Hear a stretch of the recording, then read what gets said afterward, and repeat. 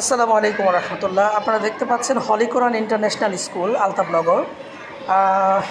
প্রথম সাময়িক পরীক্ষা অনুষ্ঠিত হচ্ছে। পরীক্ষাতে জুবাইদ নামের একটা ছোট্ট বন্ধু দেখেন ঘুমায় গেছে। আপনারা দেখতে পাচ্ছেন টেবিলের নিচে মাথা দিয়ে ঘুমিয়ে গেছে। কারণ কি, এই অভিভাবক বা এই বাচ্চা বেশি রাত জেগে থাকে, যার কারণে ম্যাডাম এই অভিভাবক বেশিক্ষণ জাগিয়ে রাখে। আমরা ছোট্ট বন্ধুদের এশার নামাজের পরে আমরা অভিভাবক যারা আছি তারা অবশ্যই সচেতন হতে হবে। বাচ্চাদের এশার নামাজের পরে খাওয়াই দাওয়াই ঘুমিয়ে দিতে হবে। এত পড়ালেখার চাপ নেওয়ার দরকার নেই। সকাল 9টায় পরীক্ষা হচ্ছে, অথচ দেখেন ছোট্ট বন্ধু এই যে অনেক রাত জেগে থাকছে, নাকি রাত 12টা পর্যন্ত। এখন এই যে স্কুলে এসে সে ঘুমিয়ে গেছে।